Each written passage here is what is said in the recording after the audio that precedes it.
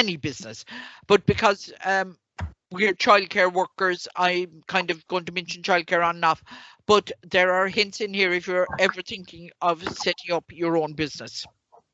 Now, down at the bottom here, it says, oh no, it's in the next, sorry, page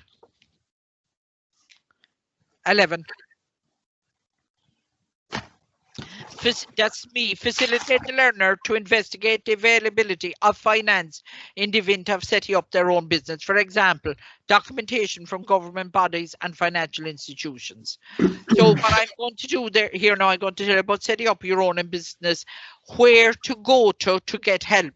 Now, I will give you a few websites, and what you'll do is you'll go into the websites, you will get a bit of information, and you will photocopy, you will print it out. But I'll give you the information and you will print it out. So if you're thinking of setting up a business, there are several issues you need to consider. Different supports and regulations apply depending on your situation. You may be already employed and want to leave employment and set up your own business. You might be unemployed and you want to, or you could be someone who has come from outside Ireland and want to set up a business. So the general information is available on pointofsinglecontact.ie. I've that highlighted there. Now, if you put that into your search engine, it'll come up and it brings information on procedures and services for those intending to establish a business. Go in there, when put that in, go in there, find something relevant about it and print a page out to show that you went in and you found it. Pointofsinglecontact.ie.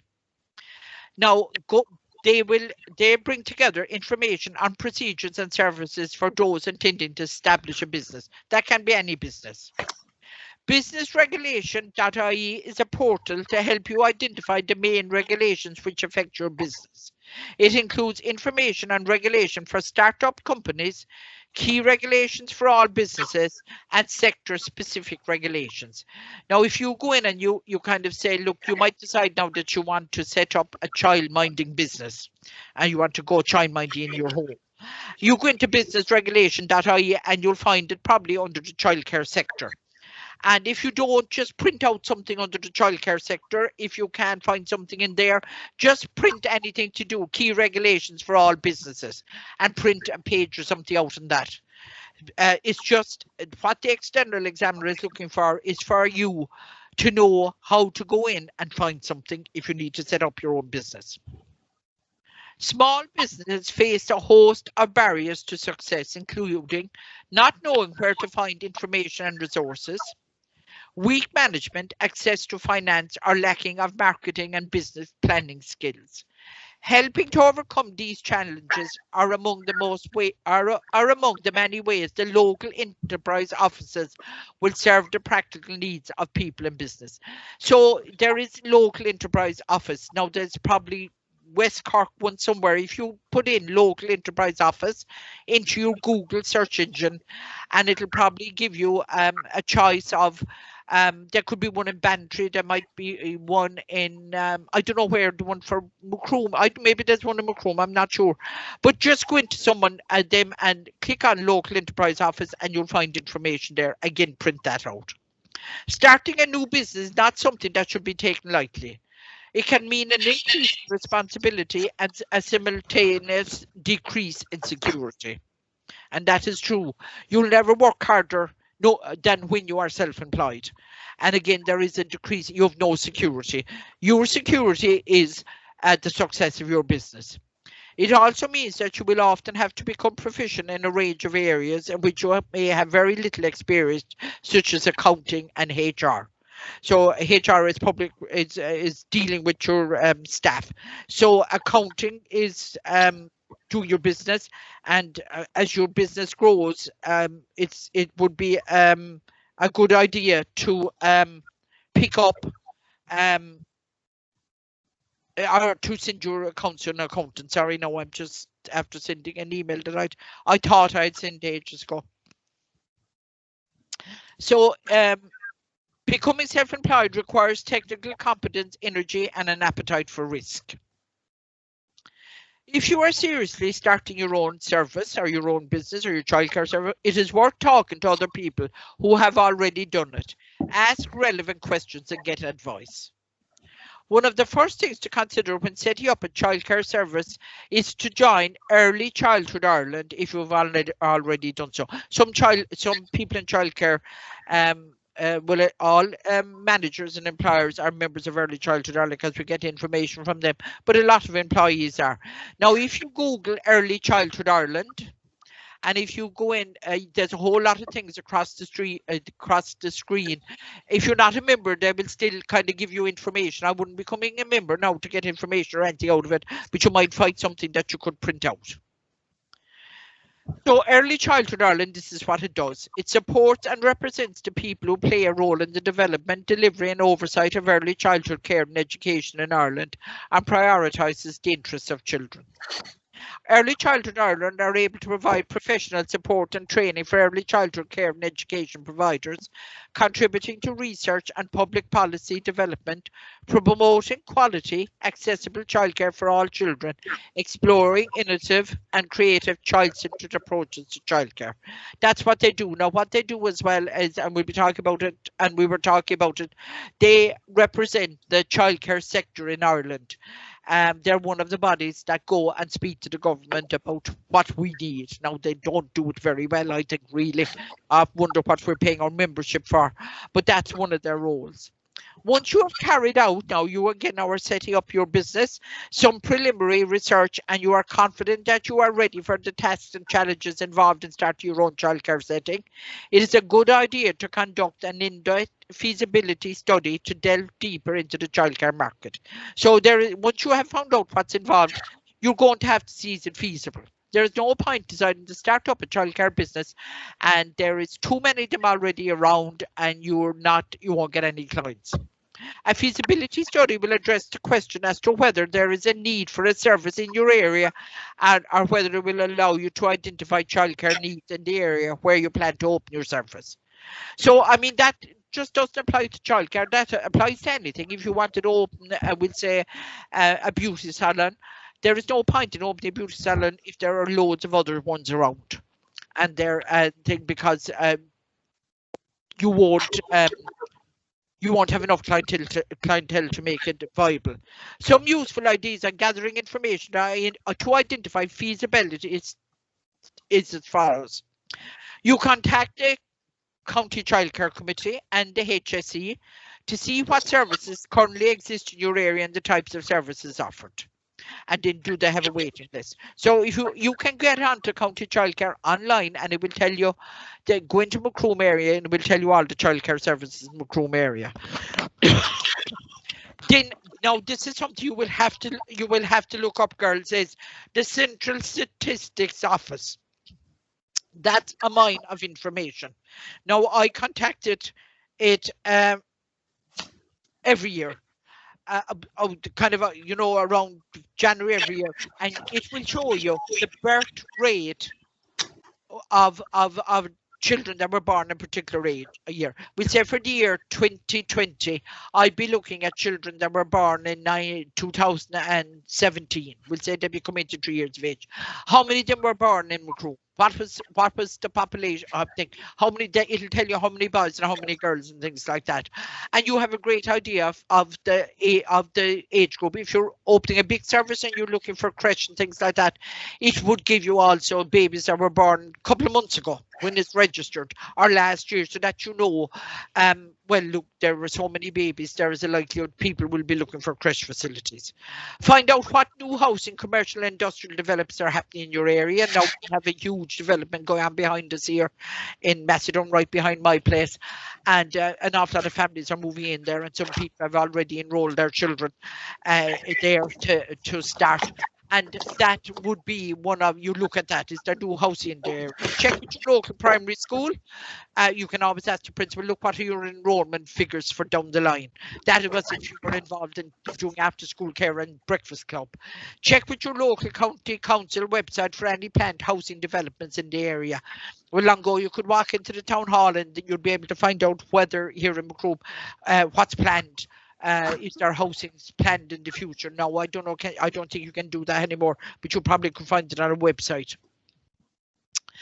If developing a community, that would be the really big ones now, like we'll say the Family Resource Centre or Clownara. They're not for profit childcare services. You must establish a committee if you want to, or do something like that. There must be a committee established. So you'd ask parents, members of the local community, and any other interested bodies if they would be interested in, we'll say, coming with you together to form this community-run family service.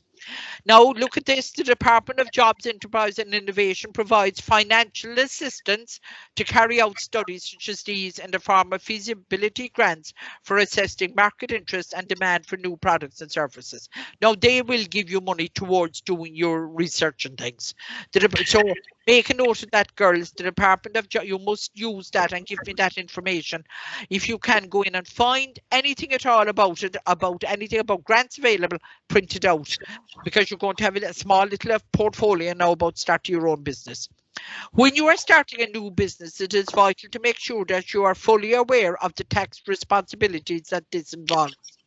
If you find these new responsibilities daunting initially, it would be worthwhile seeking the advice of a professional to get you up to speed. This will enable you to establish a framework that you can build on in the future.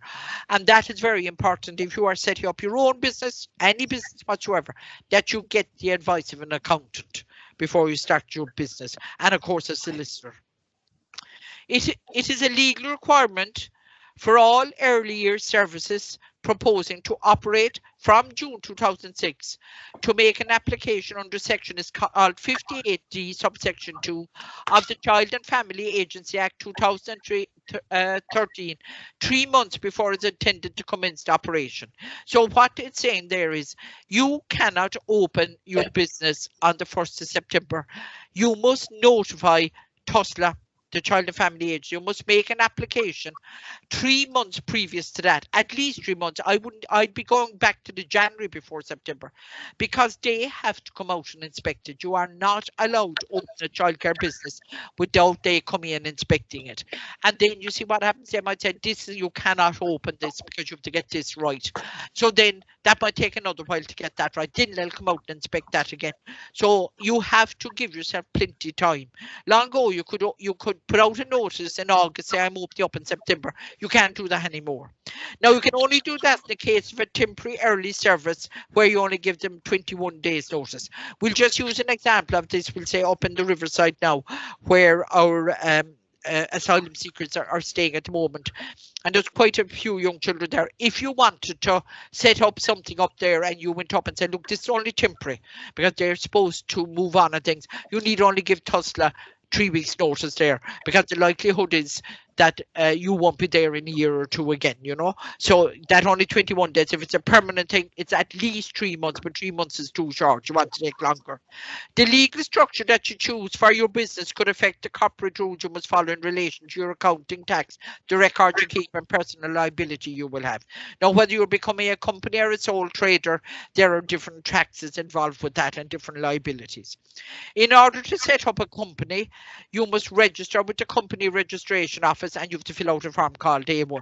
But we'll say you wouldn't really, you would not set up a company for a while until your business would have to grow. You wouldn't want to, I don't know, would you want to be setting up a company and finding that, well, you start off with 5 children, because there's too much regulation involved in a company. And so the company contains details about your business, the company name, location. You have to have directors and their shares. Now, I mean, that's why I'm saying it's highly unlikely that when you first start up a business, you'd form a company because you wouldn't have shares or anything. If you are considering starting a childcare service, it will be necessary to identify you must have proper premises, and the premises have to have outdoors. Now, that's a requirement now. It must have an outdoor area. Going back, I think, since 2016. It must, and it has to follow the preschool regulations. And as well as that, you have to find out about planning permission rates and fire safety. So getting suitable premises. When setting up a childcare service, some individual groups purchase or lease a property and renovate it to suit the delivery of a childcare service, and in the process obtain planning permission for this. You can contact, or if you don't, you can contact with a local estate agent, and there might be purpose-built childcare facilities. We'll say pre-2008, when big developments were happening, like we'll say the houses behind us here, they had to, by law, provide a creche or a preschool facility for children if they built so many houses. But what happened is the recession happened in 2008, the building stopped, and they forgot about all those, and that just did not happen. But if you want today, you could, this is www.ipav.ie. I think that's the auctioneer's website. You should make sure to identify which they must be suitable and must work in conjunction with the Childcare Act 1991 and Regulations 2016. So you must check out other childcare services. It's no harm to look at other childcare services that have established good quality service and receipt of a quality assurance, such as Early Childhood Ireland Awards. Arrange a visit to your premises with the HSE preschool inspection team and the fire officer. You must do that. Engage an early childhood specialist from Early Childhood Ireland to advise and support you through the process. You don't have to do that, but you can if you want to. Particularly, you must look at planning permission rates, commercial and water, and fire safety. And these planning permission, the development of a childcare facility by means of the provision of purpose-built structure, and if you're changing the use of an existing structure, you must get planning permission to comply with building regulations. Now, the Department and Environment and local government would consider, would say, the following now proper locations for a childcare service. New communities, large new housing developments.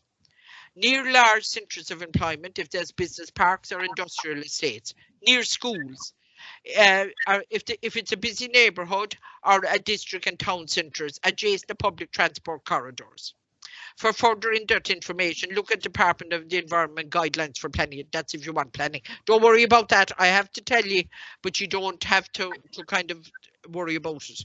Water rates. All consumers of mains water rates, apart from more domestic consumers, are liable for discharge. This means that a charge is payable to all business premises on agricultural supplies, schools, creches, preschools, and on churches. Consumers pay either on the basis of actual usage, where it's metered, or where usage is minimal and a flat rate is fixed by the county council, and you get your information. If you were doing it, you'd have to look at that, and you go to county council, and it varies from county council to county council. Rates are the same. Commercial rates are local property rates that are levied on local authorities, and then it's your rates are judged by the valuation set up by the council for that year, and from county to county.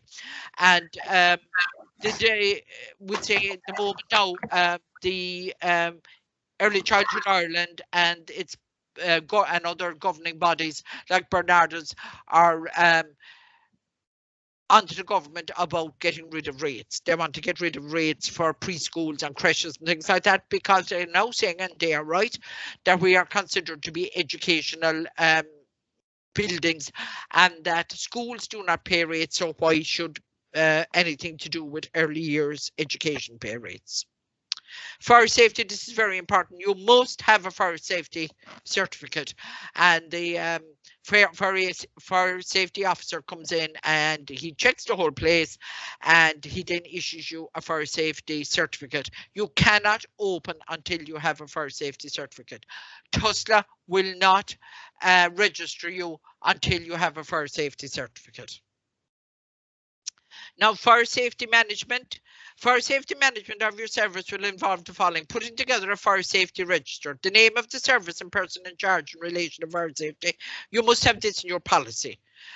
Procedures for calling out the fire brigade, how you're going to call the fire brigade, management of fire drills and records of same. Details of emergency procedure, what are you going to do in an emergency, how are you going to get the children out, the training, what staff have been trained in fire prevention and fire safety, and there must be a maintenance schedule of fire protection equipment on the system, and you have a log of that, and they come in every year, and that includes a boiler as well. If your heating is off a boiler, it has to be there has to be a log of the maintenance of your boiler and signed by whoever did it. Now, marketing, how are you going to sell your business to people? Marketing your business will be key to ensuring its success, particularly in the early stages of development. It is very important to prepare a marketing strategy for your childcare service. This following are the key elements: the product. You need to identify what or who your customers are and what they're looking for in terms of childcare service. You also need to define what you are offering the children in your service and what your unique selling point. The place. This relates to the location of the business and how people are going to access the childcare service. So the place needs to be suitable. There needs to be parking nearby. Price. This refers to your pricing strategy for the type of service you wish to offer, particularly when compared to that of competitors. Will it be a budget or an upmarket service? Now, if it's childcare, well, if it's ECC, that's set up by the government. You will be paid by the government. But if this is any other business, and if you're doing creches and things like that, you will be setting a price, but you have to be competitive. Price is balanced between what your consumers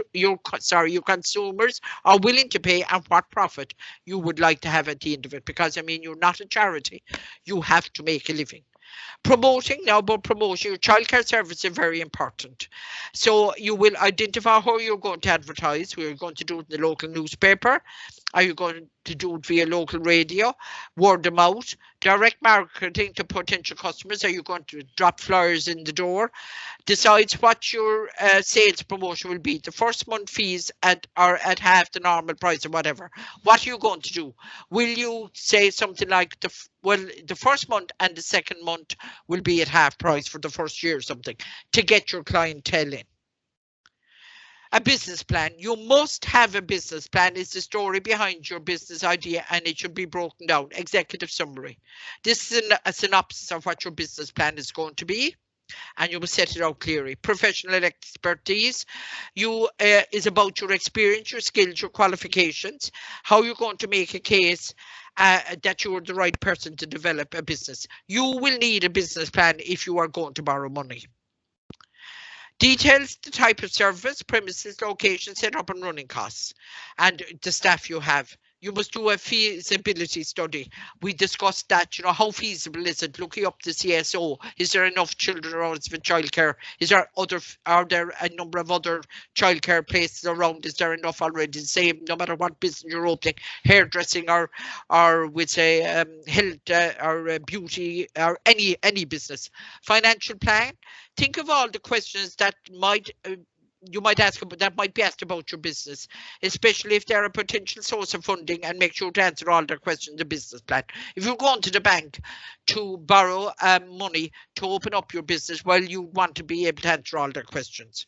So you want to be able to have a projected income and expenditure over a 3 to 5 year period, and show your profit, loss and cash flow forecast. Now, your market research as well. Describe the market in which you will be operating. Make it evident that you have carried out extensive research, are aware of your competitors, understand where you will fit into the market. That's now by the feasibility study. You will have to show that your service is sustainable, that you will have an ongoing business for so many years. You will need to show any competitive advantages you have and how you intend to market your business. So you will have to look at as well the various options available to you. It may not be the bank. You may not want to. You can go to the credit union for loans. Family might be willing to back you and give you some money towards you setting up your own business. Parents are very good at doing things like that. You can investigate the possibility of trying to secure a bank loan. You are involved preparing a research business plan and explore various government funding schemes that are available to the childcare sector. So there are schemes available. And then this is the information on how you would apply for a loan and what you have to do to go in and your business plan, the whole lot, meet the manager and apply. Unsuccessful applicants. Now, this is if you are unsuccessful, I want you to state this. If you are unsuccessful in your application for a bank loan and you feel that look, and the banks nowadays are not giving money at all, that you're unfairly declined, you could get help from the Credit Review Office, the CRO. The Credit Review Office was established to review bank lending decisions in relation to small or medium firms. If you are eligible, the CRO will carry out an independent review of the bank's decision. So they will look into it for you, and they can actually come back quite favourably in favour of small and medium enterprises. After being I'm stuttering now. After being declined by a bank, another alternative is Microfinance Ireland. Now you state this as well, ladies. This is a state-funded organisation that can provide loans of up to 25,000 to small businesses. An awful lot of people don't know this is here, but you must have been turned down by a bank. There are certain criteria which determine application eligibility, including the following. You will need to have a commercially viable business proposal which has been declined by the bank. This is where I'm talking about. You've gone to the bank, you've had your business plan, you had your visa, business studies, you know you've qualified staff, blah, all that, and they turned you down. So you then go to the Microfinance Ireland with that. You need to employ less than 10 people. Now, if you were employing more than 10 people in any business, the bank won't turn you down because obviously you're going to be a substantial business. But you must have less, and you need to have a turnover of less than 2 million. Now, I mean, Lord love us, in childcare, you won't make 2 million in a lifetime. But less than it. But that finance is there. I want you to state that in that. That's important. Now, the government funding is, what the government give you once you've had the children.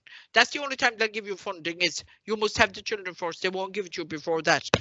You get the ECCE, where children are paid for 3 hours daily, and if your staff have a degree, or you have a degree, you get the higher capitation. Then the CETS, parents who are availing of certain training courses and initiatives are eligible for CETS place, where a capitation of 170 per week is paid directly to childcare service to cover the cost of the childcare place. Now that would be a child that would be in a creche all day. And obviously the parents would have to be doing some sort of a training course. The Community Childcare Service, the CCS, it subsidises childcare to disadvantaged families that use community-based, not-for-profit childcare facilities. Now, actually, they changed that in the last budget. Up to the last budget, not the one gone now, the one before that, only the community-based ones were allowed to apply for this. Now we can all apply for it because it's universal childcare. So under the scheme, childcare services are subsidised to enable reduced fees to be charged to certain groups of people. All monies received under subvention scheme will go directly to childcare service. But this CCS scheme is means tested, and if both parents are working, then the children get the parents get very little subsidy at all.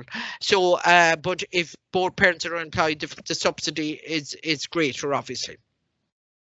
Now, there is a lot of people don't know about this, but you must be registered. There is a childminding grant if you are a childminder. The grant is administered by the County Childcare. The maximum grant is €1,000, and it can be claimed against validated expenditure on equipment, toys, or mindless household adaptations. And you get onto your local County Childcare Committee for information. And you get onto a solicitor for any support or help you would need, and that's advisable. Your local county enterprise board will offer your business financial supports. Look that up. Pobal manages funds for the ECC, sets and CCS schemes for the government. If you want to find out more, Pobal, don't worry about it. And local county childcare committee will be able to provide you with childcare information relevant to your county, and then you'll get them online. Revenue Office is where you pay your taxes, All aspects of PRSI is, that is if you have an employee, and yourself as well as through social welfare and the Food Safety Authority Ireland. If you are serving food and children are not bringing their own food and things, and most Christian things like that, serving food, you have to have the course done on food safety, and you get information from there, Food Safety Ireland. Now, Small Firms Association, they have loads of information. Legislation regulations. Providers are required to take all reasonable measures to safeguard the health, safety and welfare of preschool children attending their service. And that is that you must, if you're starting up a childcare business, you must make yourself familiar with the legislation and regulations. The Childcare Act 1991 and the regulations 2006 amended in 2016. You want that in front of you. I have it all the time. I keep referring to it because you forget. There are so many of them. If you're not sure about something, you have to look it up. Therefore, if you're setting up a childcare service, there are also a range of childcare legislative requirements that you must adhere to in addition to the county council requirements. And then you can get more information on childcare legislation trust requirement sections, right? And the thing about it is, if you're setting up a childcare place, don't go buying a whole load of equipment. Buy a little bit at a time and build it up, and you'll soon find out what you need and what you don't need. I mean, you need jigsaws, you need equipment, tables, chairs, you need things like books, you need pens, paper, loads of paper, sand, water, something for water. Very simple things to start up with, and then you add to it. Employing the right person for your team can be crucial to your business future success. You must have the right staff. You may be proficient in some areas of your business, but you may struggle with others, such as account, tax or legal obligations. So that's where you go and get help. And you can manage these but you can upskill yourself, you can teach yourself or employ the relevant people to build your business. You can go and do a course in accounting as to how to do wages, how to if you're doing a business. There's no VAT in childcare. But there is in other services, and you can do a business course, and it might only be maybe 10 weeks or something. That'll teach you how to do wages. That will teach you all about VAT. That will teach you about, we'd say, tax reconciliation, but you will need at the end of the day, and I would recommend that you have an accountant. And I know they're very helpful in the tax office, and they do the best they can, but the accountant is there for you. The accountant, it works for you. You can go into the tax office and they'll give you all the help. You still have to go home and you have to figure out what they said in the tax office. So, I mean, if I get something from the revenue and I'm not sure what it is, I just upload it in the accountant and say, look, you deal with that there. And because that's what you're paying them for. Now, you remember as well, we're nearly coming to the end of this section, is your responsibilities as an employer. If you are intending to grow your own business and hire staff, you will need to be fully aware of your responsibilities as an employer and in turn your employees. So what you have to do, we did that about the employer's responsibility and employees' responsibilities. And if you're going to open your own business and hire staff, well then, you have duties. If you are going to open your own business and you just going to have 11 children or less, you can work on your own. That way, it's not safe practice, but you have a responsibility to yourself as well. You have a responsibility to look after yourself as regards stress and things like that. Now, listen, ladies, now this is what I want you to take note of. Finance available. I'm only using AIB now, and I use the Bank of Ireland because they're the ones I looked up, and maybe you all have your own banks. Finance available from AIB. Fixed rate loan. You go into AIB and you will find this sheet. I took this from AIB. You will, or whatever, you go into the Bank of Ireland and you look under business finance or something, and sheet of paper will come up. You will print that out. It's finance available from AIB. This is a fixed rate loan. You can borrow up to 60,000 with the peace of mind of a fixed interest rate and no early repayment fees. A fixed, you all know what that is. Then it's a fixed rate and that's it. Variable rate loan for loans greater than 60,000. That's the Bank of Ireland, AIB, not we, offer competitive variable interest rates. The interest can fluctuate. Flexible repayment adjustments, payment, holidays, interest only options and seasonal adjustments tailored to your business needs may be negotiated with your local branch or business advisor. That is if you're say doing the ECC and all you want to do is open with say the ECC, and we operate 38 weeks of the year. So there are actually, or maybe you might do a summer camp or something. Let's say we operate 42 weeks a year. So there are 10 weeks a year when you're not operating. You can negotiate with the bank to maybe pay less for those 10 weeks because you won't have an income coming in. Flexible repayment arrangements may impact on the repayment amount or a term loan. You can actually go into into AIB or Bank of Ireland. I think the Bank of Ireland is more or less the same. Print out what it is and put it into that little portfolio I'm telling you about. Now you can apply for a loan online, over the phone, or in the branch. Now online, I only took online, available to a sole trader. I'm a sole trader. I'm the manager of my own business. I hire and I fire. And I run the business and the buck stops with me. There's nobody else running my business with me, so I'm a sole trader. So AI available to me and partnership business. Now you might go into business with your sister or your husband or your partner or whatever. And then it's a business partnership. And with their farming communities operating at least 18 months and registered for internet banking, you can apply online for a loan. If another lending product is more suitable for your banking needs, you can talk to them over the phone or in the branch. Our 3 out of 4 small, medium enterprises customers who proceed an application online get an instant decision. They will tell you there and then, well, within a couple of hours, whether you get your loan or not. In 2019, 74% of loans and overdraft applications processed online received an instant decision. Now, they didn't, funny enough, tell how many got it. They just said they got a decision there and then. Now, you will all find all that online. You just print it out. Okay? Now, the Bank of Ireland, I looked in the Bank of Ireland as well, and the business loans is more or less the same. You can actually go to the AIB and print out what you want out of that, or you can go to the Bank of Ireland and you can do the two of them. I would advise you to kind of do the two of them, business loans and like that, or go to the PTSB, Ulster Bank, whoever your business. If you're credit union, go in and see what the credit union will give you and just print it out. Business loans at a glance. Does your business need new equipment or working capital? If it does, Bank of Ireland will give you loans from 1,000 to 120,000. Unsecured loan rate of 6.48%. Secured loan rate of 5.48%. Unsecured loan terms of up to 7 years and no arrangement fee. So that's what the Bank of Ireland will give you. Quick decisions. You can apply online.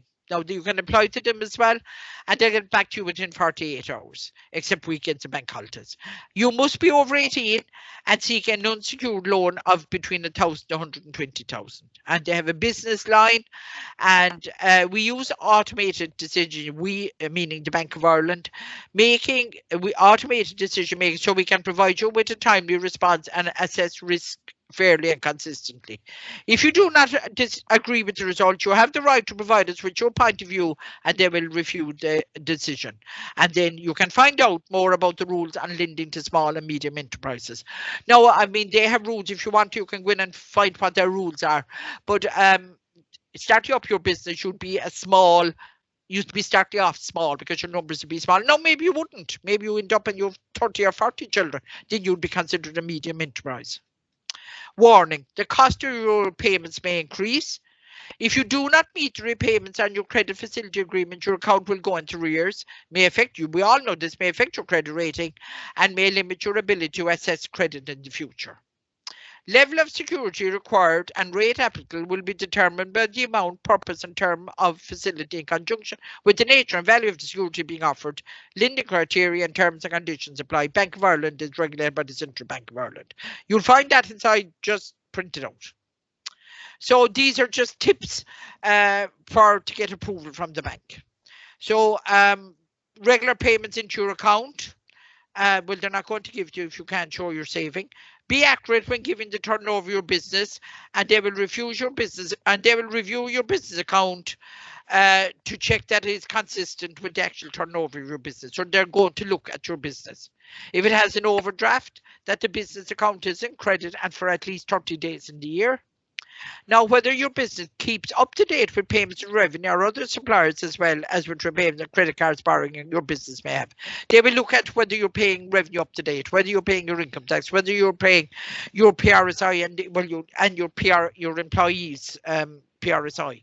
That there's enough money in retained business account to meet checks and direct debits. Now, if you're a sole trader, like you are the only person running the business, if you have a personal account with the Bank of Ireland, they'll review that too. Sole traders will include any personal account you may have with the Bank of Ireland in your own name, or if you have a joint account with someone else. So they'll take into account if you're forming a limited company, a personal accounts of the director and owners of the business that are held with the Bank of Ireland. And that's that. Girls, really read through it, look for the documentation, write a few lines about it, print out the documentation, the documentation from government bodies and financial institutions. Now, the government bodies are the ones they will say the ones that I was talking about earlier on, and that I had highlighted in blue and underlined. See, look, the company, well, that's not a government, well, it is the company registry. I'm just trying to find a few. Sorry, I'd say wait a minute now. There's one, Department of Jobs, Enterprise and Innovation. I want you to list that. Then you have the Central Statistics Office. I want you to list that because that's where you get all your information. The County Childcare Committee, the HSE, you get information from that. Now, because we're all childcare, so we are looking at setting up a childcare business. I'm just looking, is there any more? Fire safety, you talk about your county councils. Is there another one there? Sorry, no.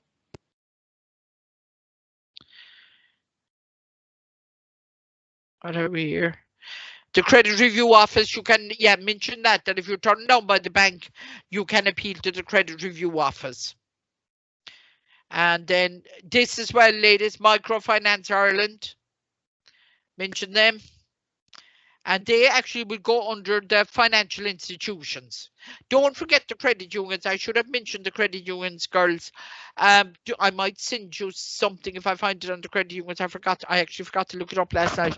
So you can mention that you will also, because the credit unions, if you're a regular saver with the credit unions, are really good at giving money for things like this. Here, we things here now. Look up your Cork County, the county childcares. I'm just looking to see is there something else. Revenue, they'd be government bodies. Document. Well, yeah, to mention the revenue as well, because you'll be paying your taxes. Small Firms Association, www.sfa, Small Firms Association, you can mention that they advocate on behalf of small firms. You can talk about the childcare, mention childcare regulations, and there we are. Okay, now the next slide, ladies, I'm going to show you, I'm going to tell you, it's very easy. All we're doing is I'm going through it and I'm going to summarize section 4, which is page, where is it? Sorry, no, about this. Oh yeah, I have it here, page 11. I was looking at it. Sure. It's up above where we were looking about the banks. So I'm going to get that slide out, and this is how you're going to summarize what, after you finish your work experience, you have to write up on it. It's a critical analysis and reflection on your work experience. And this is how you're going to do it, I hope. Right.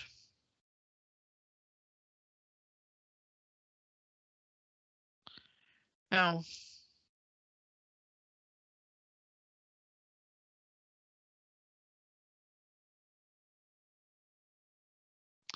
I know you still can't see it. Yeah, there we go. It's called, this is the last bit, girls. Done, dusted after this. All you have to do now is write, make sure everything is up. And when we've gone through this, I'll talk to you now again. This now is, I'm calling it section 4 because it's section 4 of your descriptor. It will go into your portfolio at section 4. It's at the very back. Now, at the very inside in this section 4, the thing about, you will put in about the banks and things like that, the information on the banks. You will also put in section 4, at the very back of it will be, you will go on the website and you will look for jobs that are available, and you will print them out. You will go into somewhere like Indeed, Indeed.ie, and see what jobs are available in the childcare sector. Just, you can Google something like companies that list jobs in the childcare sector, and a whole load of them will come up. Go in, look for something like a level 6, someone looking for a level 6 or a level 7, print it out. Then do the same with say, maybe look for a level 5, look for 4 or 5 of them. And then when you're analysing it, you are showing that, look, the majority of businesses there nowadays are looking for a level 6. That's why you're doing level 6. Are they looking for a level 7 or a level 8 because they want to get their HER capitation? Now, section 4 is reflecting on the work placement experience and future planning.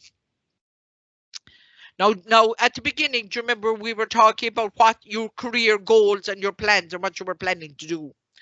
And then I said to right, you will do all that, and then you will go into and you will do your work experience, and you'll come out and you will, it's like examining your conscience. What have you learned from the work experience? Are your careers and the goals you have planned to do, are they feasible now, having done the work experience? So we'll go through what I want you to put in. Now, you start off by saying, you tell me about the workplace. What did the workplace appear to you like? You have told me at the beginning where you're working and a small bit about it. So then now you're analysing it, that you went into your workplace wasn't what you expected. Now, if it is the case that where you're always working, well, the whole thing about it is your work experience was done in the place where you worked or in the room you were worked. Maybe you moved to a different room or something like that. You can say that. Were you accommodated?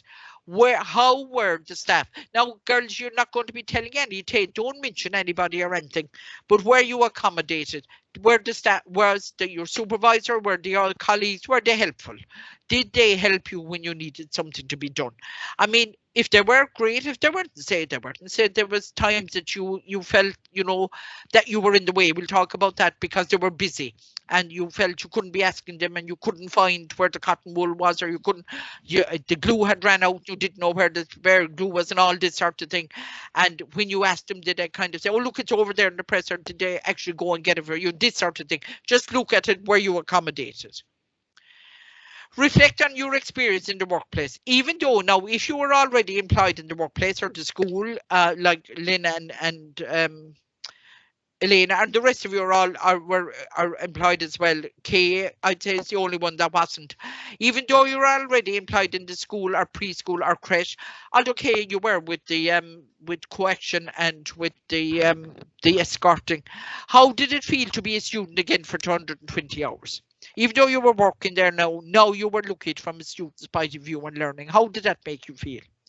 Now, if you just went into a school or setting, and I don't think any of you did, but if you did, how did you feel about it? Had you been there before? If you did, the fact that you'd been there before, did it make it easier for you? If you'd never been there before and things like that, how did you feel? Were you familiar with the staff already there? Now, that would apply to everybody, even if you were working within the setting. You were looking at this from a different point of view, because you were expecting the other staff member to help you. They were to help you to achieve this 120 hours. They were to help you with this module. You were going to undertake a different activity, and you had to ask them to help, because you were leading that activity. As well as that, if you did fire drill, you should have led that fire drill that day. You took charge of that fire drill that day. Anything else that you did, did you do a Halloween activity, and were you the one that thought about it, and did that staff help you? And how did you feel about, even though you knew the staff and you worked well with them, how did you feel about asking them to help? All along you've been kind of helping together and maybe directed by the room leader. Now the situation has changed, and now you are asking them to help you. How did you relate to your supervisor, your room leader, or your class teacher? And you were in a different role for 120 hours. You were investigating, asking questions, shadowing as much as possible, examining policies and procedures. Now, did you ever feel you were in the way? What you said there is like, you know, at times things were very busy and you had something planned to do and you couldn't do it because they were so busy. That sort of thing, really. Uh, the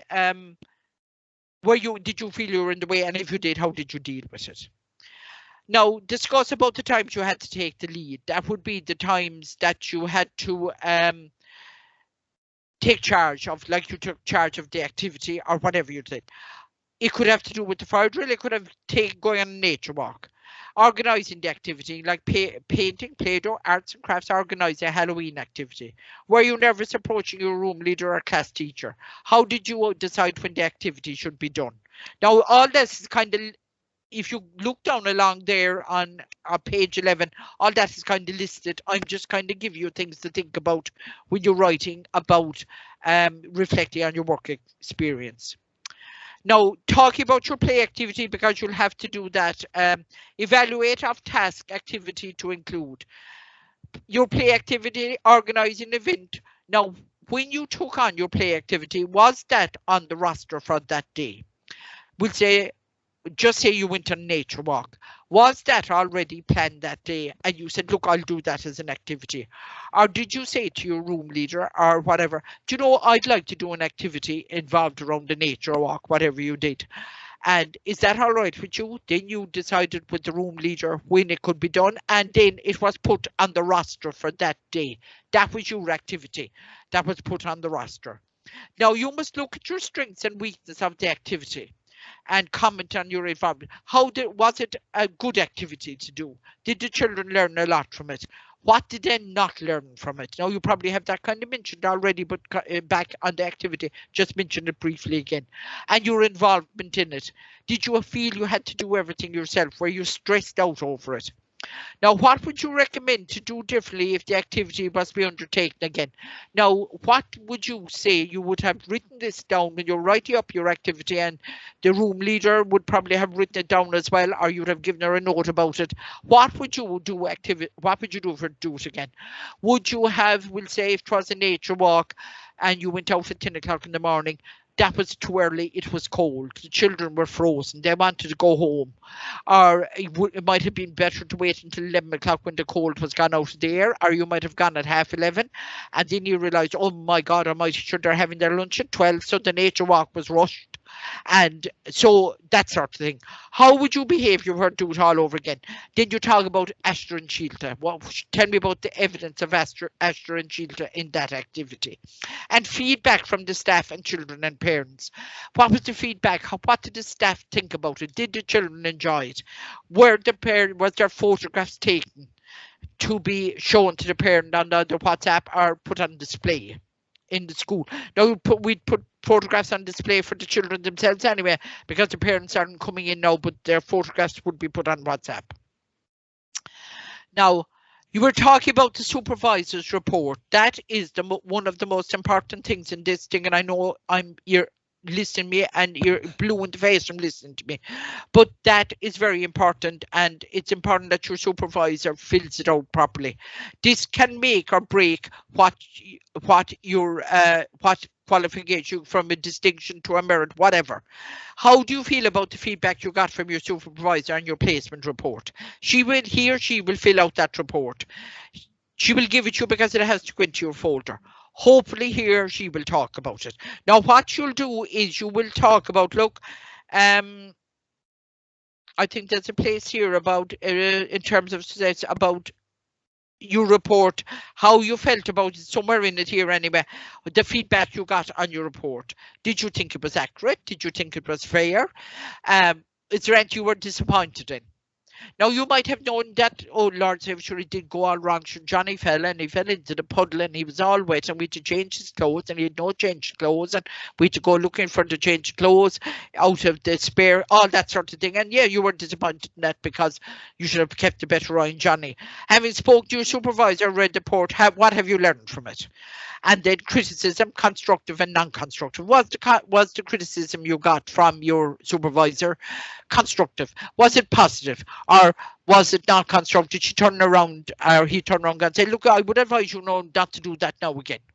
because, well, no, actually, supervisor says that, and I'm much of a supervisor because we all learn, but just in case they did. Or you can say, look, the criticism I got was nothing but constructive, and I learned an awful lot of it, and there was no non-constructive criticism at all. And they shouldn't be really like. What you learned from the placement. Are you as confident as you think you were? Did you go into the placement very confident with everything and find out, oops, this is not as easy as I thought it was? And as well as that, if you got, well, I don't like using the word, but I couldn't think of another word. How did you take correction? I suppose advice would have been a better way there. If you were advised to do something, how did you take to that? Now, that's actually extremely difficult if you're a manager, like I was running my own business when I did the level 6, because I had a Montessori diploma, and then I went on level 5 in high school, the whole lot. And I stood back when I was doing the 120 hours and I became a student, and Annette at the time here was with me and she became my supervisor. And I found it extremely difficult to step back, because I had to step back and she had to take over my role. And you know, sometimes she was, because she had worked with me a long time, and she felt quite confident in pointing out things to me. But I was kind of find my heckles like, oh, really? Well, what, you know, go on, I don't know now. Like, but in the end, I just had to kind of, you know, kind of swallow it and get on with it and accept her criticism. Now, were you aware of all the extra work that goes on behind the scenes? You can say that, you know, that you, because now if you're already there, you know how hard it is, but you'll probably find it behind the scenes is when we'll say managers do all their work. You don't, if they're in the setting, you don't see the work that goes on when the doors close in the evening. But if you are with your manager and she explains to me, this is done and that is done and that is done, I do that at night after the dinner, after the children are in bed, or I do that at 7 o'clock after I've had a cup of coffee and had my dinner and the whole lot. Managers and things like that, particularly if you are running your own business, work late into the night and doing different works that involved. So that might come as a surprise to you. And what surprised you most about the working environment? That'll be that. Adapting, how did you adapt to your environment? Did you fit in well? If you had been there before in other assignments, how did you feel to be there now for the length of time? Because you didn't before, we'll say, you might have only been there for a couple of hours. You might be doing an observation or something. And how did you deal with conflict? Now, hopefully you never saw any staff conflict. You shouldn't have really, but there shouldn't have been any staff. But how did you deal with conflict with children? And I would like you to mention how you dealt with conflict with children, because children argue all the time, and how did you deal with it? Did it work out as you thought it would? That is your performance as a student. Did it work out? What about your plans and goals? Now this is important, ladies. Now that you've been there, what are your plans and goals? Remember that you said earlier on your career plan that after you had your short-term plan was to complete your level 6 and get your qualification. After that, then you would look at maybe doing going on to level 7 or level 8. What do you think now about that? So examine your daily. So what you would do is you would talk about your future plans, and then if you're going on to, you would say, do level 7, level 8, look back at your career, see where it can be done. It can be done like in CIT, ITT or WIT, or you can go into UCC, or you can go to Galway and you can do it online and go to Galway once a month. Is that still in the plans with you? Examine your daily performance. Did your days go as planned? And don't forget to mention how tiring the job is. Because I always say to students when they come in, if you're not tired at the end of the day, you haven't worked hard enough. Because working with children is extremely tiring. I mean, it's very funny. I remember one time we had a student and she was on block release for 6 weeks with us, you know, the full 6 weeks. And the first week she used to have to go to bed. When she went home, she'd say to mother, don't talk to me, I have to go to bed. And the second week, I'm terrible, sorry. No, she said, but I'm always talking about being tired, but I had to go to bed again. It took her about 3 weeks before she actually felt that she could go home from work and not have to go to bed. She did not realize how tiring the job is. And it is physically tiring, but it's also mentally and emotionally tiring. Now, as well as that, tell me how you were challenged.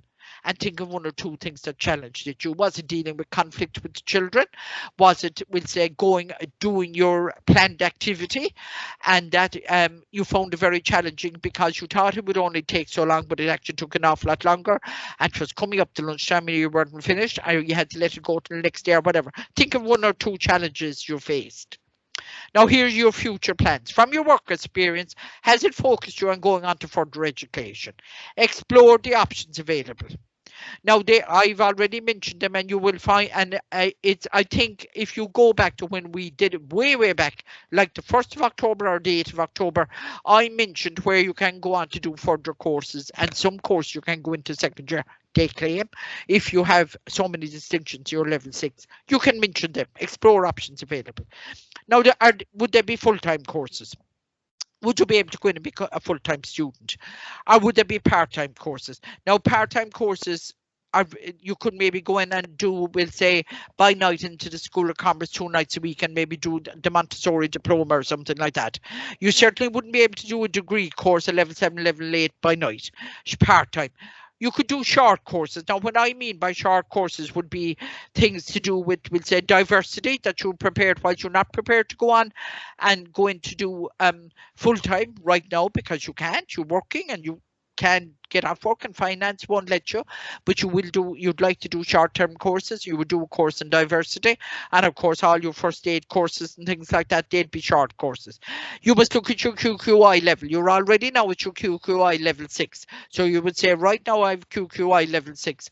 The next would be level 7, which is a pass degree, level 8, which is an honours degree, level 9, which is a master's, and a level 10, which is a PhD. And can you transfer your qualifications to another field? If you were to go on and do your level 8, could you transfer your qualifications or not? Yes, you can. You could transfer your qualifications to work in social care. An awful lot of childcare workers, when they have their degree, go on and become primary school teachers. And you can go into other fields. You can go way out and you can open a childminding business. You can do an awful lot of other qualifications which your level 8. You could work, we'll say, for Tusla. I mean, and you get jobs, and you could work for Bernardo's. You could work for any of those charities with your qualification. And you state about the importance of certification, how important it is, and that the certification has to be acknowledged by PUBL. You must say that if it's not on the PUBL list, it won't be sanctioned, and your employer will not get the capitation. And talk about your finances. How viable is it for you to do a full-time course? Well, that means that you'd have to give up work and everything. You'd have to go into college. You'd have to pay traveling or stay in Cork. How viable is that? Is it more viable to do, we'll say, a course online? But that's quite expensive as well, because you have to pay for that. Then you'd have to go somewhere like Galway, one weekend in the month. That involves go up on a Friday evening, in college all day Saturday, Sunday morning back down into work. So you'd have to look at all that. And what are the career opportunities here and abroad? Now, here is where I made a note. Download jobs from online sites. There are loads of opportunities for childcare workers in Australia. Irish qualified childcare workers. And I know that because, as I've said before, I have family in Australia, but I've also know girls who have gone out there, girls that worked for me and were in work experience, and I had to provide references for them. We are very, very highly qualified childcare staff, and we have childcare qualifications that they don't have there, and they snap us up.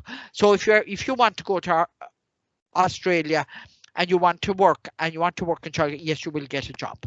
And but have your and the wonderful thing about qualifying in Ireland, things like that, is we speak English, and they don't have any worries about that. So there's no translating of degrees, there's nothing like that.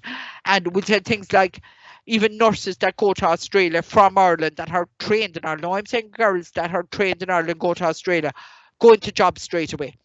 Irish girls trained in England, when they go to Australia, have to undergo an aptitude test. Irish girls don't. And Irish boys, sorry, and I shouldn't say Irish girls, I'm only saying that because of my own daughter's experience. But Irish nurses, male or female, trained in Ireland, they must be trained in Ireland, going through the system in Ireland, don't have to do any of these aptitude tests or anything like that. They can go straight into a job. Irish people who trained in England, even though they're Irish and their qualification in England from a nursing point of view, have to take an aptitude test in Australia. It's probably this connection, this very tight connection that Ireland have with Australia. And then we'd say career opportunities, you can set up your own business, self-employed, which we covered already. And ladies, we're done. Now, any questions, anybody on anything? Y'all all right? All microphones on. You're all right? Okay. Yep. Yeah. Is that very that part shown in it? Say again? Was you write an awful lot on that part, like? Well, you see, it is. You see, if you look at page 11, Kay, do you see all those page 11? You actually must cover. I've page 11 covered in everything I said there now, and Right. it's a case of you write. It doesn't have to be an awful lot. You write. You pick out, like I said, what I'm giving you is like a book. Like when your children are going to school and they're studying for the Leaving Cert, they don't produce in the exam the whole book. They produce the relevant part out of whatever I've given you.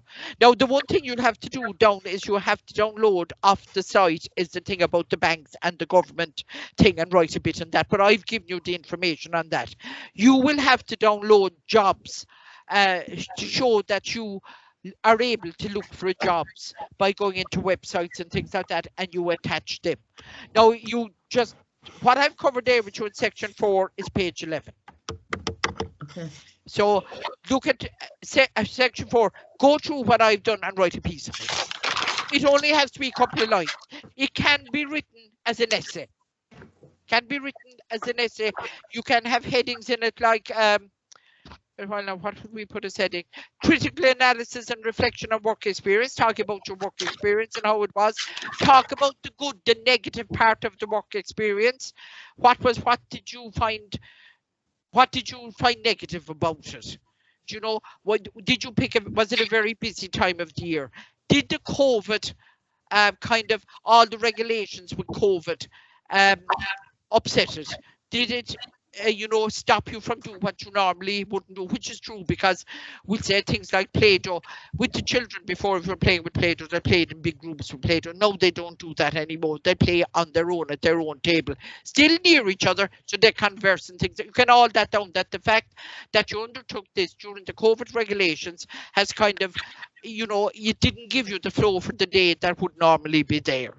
And that would be a negative aspect of it. And then you can talk about all the positive aspects of it and what you learned, that you enjoyed the play activity and mixing with the staff and look at things from a different point of view. So you can do that. And you can talk about, then you can have a heading, future career options, what you're going to do now that you have this done, and future planning. And then this is where you come in about all your finances and things like that. So take what I give you in section 4 and write a bit on it. And I should have put in about the COVID there, but just mention the COVID, that because you did this work experience was taken during the time when we were under level 5, level 3 and level 5 of the COVID regulations. Things did not flow as easily as they normally would have. And if you did a Play-Doh activity, if that's your activity, make sure that you say that make sure that you didn't say that all the children were playing together and things like that, that they were playing separately, but still close enough to each other to converse. And, that the whole COVID thing has changed the situation and all the hand washing and things like that. So that's it. We haven't finished, ladies, by the skin of our teeth. And so all you have to do, ladies, now, and I'm going to refer you back, go to page 15 if you have the description in front of you. This is the marking scheme. This is what I'm going to be marking you off of. planning and preparation. That'll be the first part of it. And I'll be, you know, you talk about your work organisation and personal career opportunities. I covered all them on October the 1st under you, if you look at the PowerPoint there. In a specialised vocational area that's in childcare to include understanding of work-related issues and needs. And we covered them. Personal and vocational, your skills audit. Now, girls, that is so easy and you'll get 5 marks for it. Your skills audit to include prior knowledge and learning. You talk about your level 5, you know, put that into your skills audit that you complete your level 5. If you got a distinction, level 5, it was excellent, or it's excellent anyway. And that any other courses, your first aid course and everything, put them into your skills audit, and you have 5 marks for that. You have 5 marks for your CV, so you have 10 marks there already. And if you were to, it's only 50 marks to pass your module, ladies. If you were to get, we'll say, 30 marks out of, at its worst, supervisor's report, you have 10 marks here. Now that's 40 marks. You've only to find another 10 somewhere else. So it's the interview now, ladies.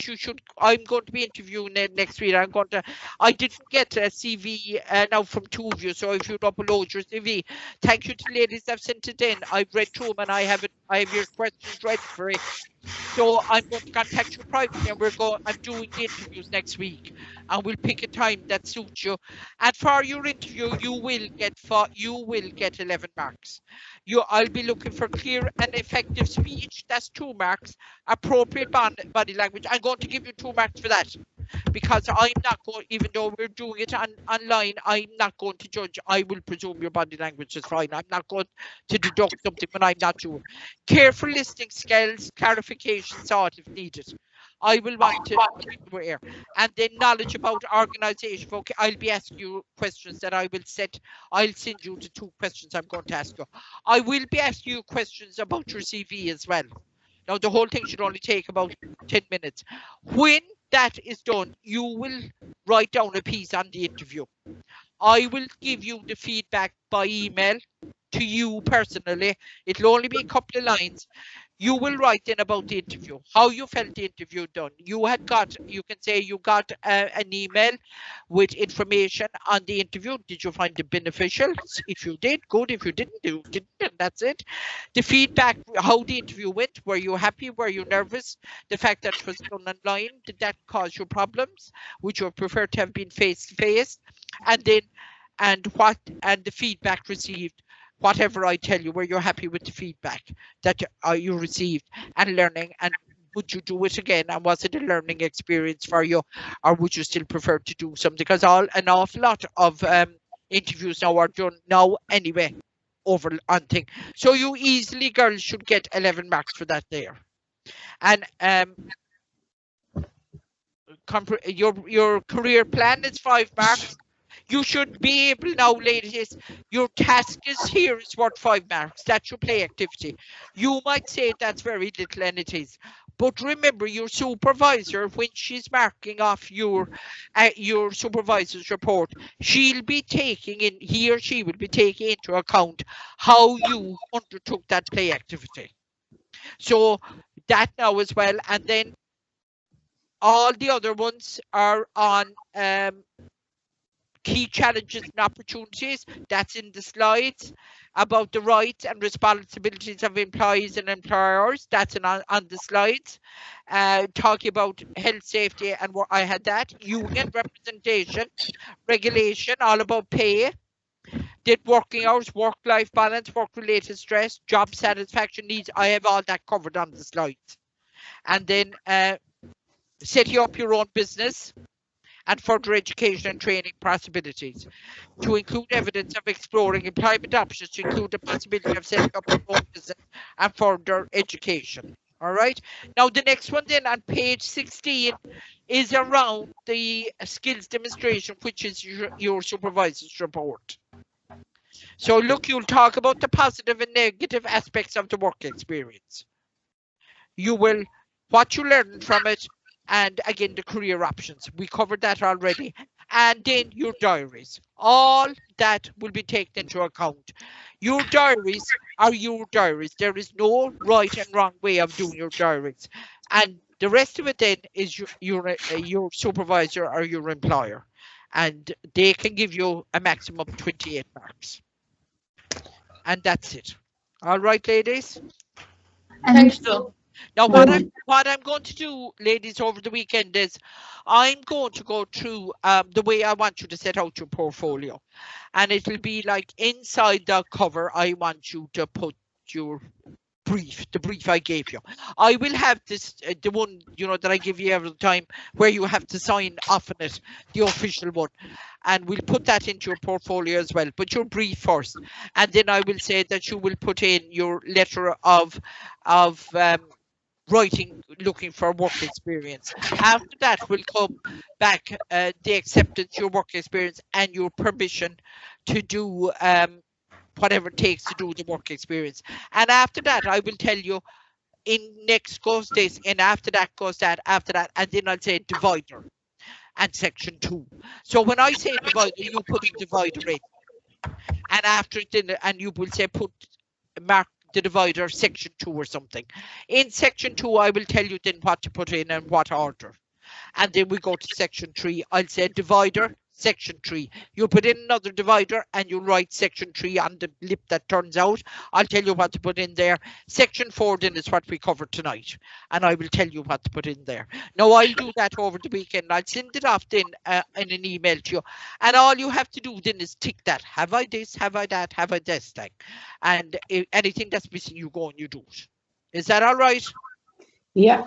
No, I'm going. We won't meet next Thursday. I'll remind you again on the WhatsApp. Well, anyway, we're finished officially tonight. But I want to give you time to write. Start writing. We will meet this night, 2 weeks. The 19th. Is that what I said? What date is today? It's the 5th, isn't it? 5 December. Yeah, I will see you. We will meet again on the 19th. Now, what I'm going to do, I'm going to be interviewing you anyway during the week. I will text each of you. What I want you to do, ladies, those of you that are still online, think about a time that suits you next week. Any night, any day after, we'll say 4:30, Monday to Thursday. And I'll contact you and you'll say, well, you know, Wednesday evening at 6:30 will suit me. And if it suits me, then that's the evening we will do the interview. Is that all right? Yeah. Okay. What I'll do is I'll work around G. Now, obviously, if I have nothing on for next week, for sure, which one of us has, that we should be so lucky to have something on. But I mean, I should be free. No, I mean, obviously we'll call a halt like at 9 o'clock at night. I'm not going to be interviewing after 9 o'clock at night. It should only take 10 minutes, girls, to do that. That's all. I'm going to record it. You will have your camera on. We'll both have our cameras on. I will record it and it'll be 10 minutes and nobody else will hear it except me and the external examiner. And because she'll have to look at it. And what I'm going to do with her is I'm not going to put this up at all on a YouTube channel for her to see. I'd be afraid people will get at it. So what I'm going to do is I'm going to save it her on a flash drive. I'll get a flash drive and she'll have the flash drive and she'll have to give it back to me when she's finished with it, so that the interview and us are not hanging around. Is that all right with you, ladies? Perfect. Yeah. Fine, yeah. All right. So what I'll do, I'll be in touch with you during the week. You think about what time suits you. Tomorrow is Friday. I might be in touch with some of you tomorrow to find out what day and what time suits you. All right.